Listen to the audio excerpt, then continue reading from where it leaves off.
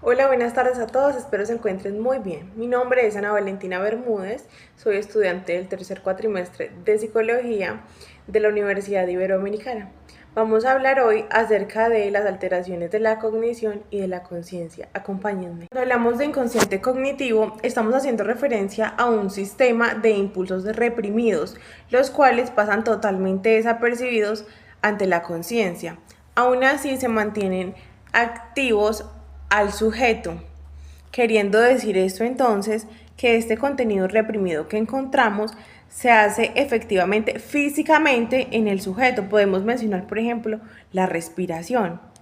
La negligencia atencional hace referencia al déficit en la conciencia en la cual el estímulo unilateral logra un desorden neurológico que se provoca durante un accidente cerebrocardiovascular, el cual altera la cognitividad del paciente y esta se ve evidenciada por las dificultades en cuanto a estímulos de distintas modalidades provenientes del lado contralateral a la lesión. Esto conlleva a un retroceso sensorial significativo. En los tipos de negligencias podemos encontrar la negligencia espacial, basada en un desorden neurológico donde un paciente puede experimentar un déficit de memoria, el cual corresponde a actividades diarias, afectar siempre el lado opuesto donde se produjo la lesión.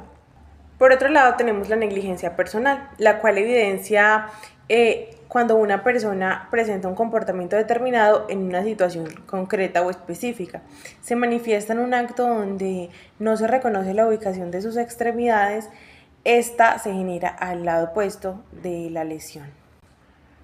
Y por otro lado, la negligencia intencional o motora se produce cuando el individuo no identifica el deber, conllevando a agravios intencionales que son producto de un acto consciente y con propósito, donde el paciente no tiene ninguna parte afectada, pero aún así sus estímulos son negativos. Vamos a determinar entonces que el aprendizaje inconsciente se obtiene a través de la experiencia, lo cual conlleva a hábitos y conductas que vamos a repetir diariamente en nuestra vida, esto de manera involuntaria. Por eso la importancia aquí de un aprendizaje implícito, pues es en donde el cerebro lleva a cabo un trabajo voluntario para realizar diferentes tareas basado en declaraciones conscientes, donde el individuo aprende valores, reglas y principios morales. Por ejemplo, el aprender a caminar o hablar provoca un conocimiento adquirido consciente que vamos a continuar aplicando por el resto de la vida. Cada vez que lo hacemos ya constantemente se hace parte de nosotros. Este se relaciona con la región del cerebro, lo cual lo involucra con las tareas cotidianas de la vida, conocida como una memoria no declarativa o implícita, siendo que no es posible que tenga un consciente o una memoria automática. Esta memoria implícita se basa en que el individuo no recuerda de forma consciente o intencionalmente la información que está almacenada en su cerebro. Esta se rige por mecanismos involuntarios de almacenamiento cerebral, el cual se encuentra entrelazado a actos perceptivos que no son accesibles a la conciencia, lo cual quiere decir que el conocimiento se logra a través de la ejecución por un procedimiento que produce que éste no sea, o sea más bien impregnado y explícito. Por ejemplo, cuando aprendemos a montar bicicleta o aprendemos a jugar baloncesto o practicar cualquier otro tipo de actividad física o deporte, a la hora de ejecutar esa actividad física no necesitamos tener el paso a paso constantemente de cómo fue que aprendimos a realizar dicha actividad. Básicamente se resume en eso, esa memoria inconsciente, porque podemos continuar realizando dichas actividades sin necesidad de estar haciendo ese retroceso a ese proceso o a ese conocimiento adquirido, porque es algo que continuamos realizando de manera automática. Hablamos de los síndromes neuropsicológicos, estamos refiriéndonos a las alteraciones que se producen a nivel cognitivo, pero también a nivel conductual después de alguna lesión cerebral. Dichas alteraciones corresponden a esas dificultades que se presentan a nivel de memoria, de aprendizaje, de atención, de razonamiento, hasta de lenguaje. En los casos más leves que se presentan, es muy probable que tras la solución o la sanación de la lesión cerebral pasen desapercibidos, pero en su mayoría dejan marcas e incluso afectan el desarrollo normal o la funcionalidad completa de las personas afectadas, tanto en sus capacidades físicas como en su recuperación en general,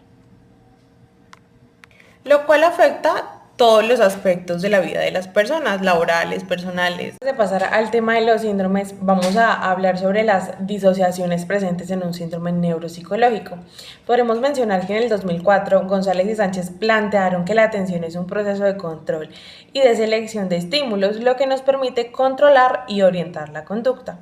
Por su parte, Luria distinguió la atención involuntaria de la voluntaria. Lo que mencionaba era que la involuntaria era atraída directamente por un estímulo intenso, nuevo e interesante. La segunda, que es la voluntaria, solamente es inherente al hombre. Se concentra únicamente a la voluntad, tanto en un objeto como en otro.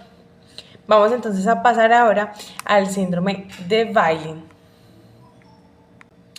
Este es un trastorno que afecta el área ocular. Esto genera alteraciones en la percepción visual. Se origina en parieto occipital y suele presentarse mayormente entre los 50 y 60 años.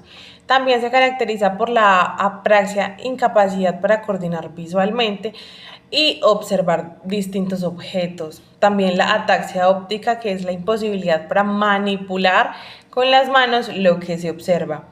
Estas agnosias que no pueden identificar y entender, lo que provocan que no se identifique y que no se entienda lo que se ve. Algunos de los síntomas que se presentan son confusión al manipular objetos con las manos, también dificultad para enfocar un punto de otro, descontrol de la actividad ocular, desorientación en espacios grandes, además de la imposibilidad de reconocer caras y entre otros. Por último, tenemos el síndrome de la negligencia unilateral.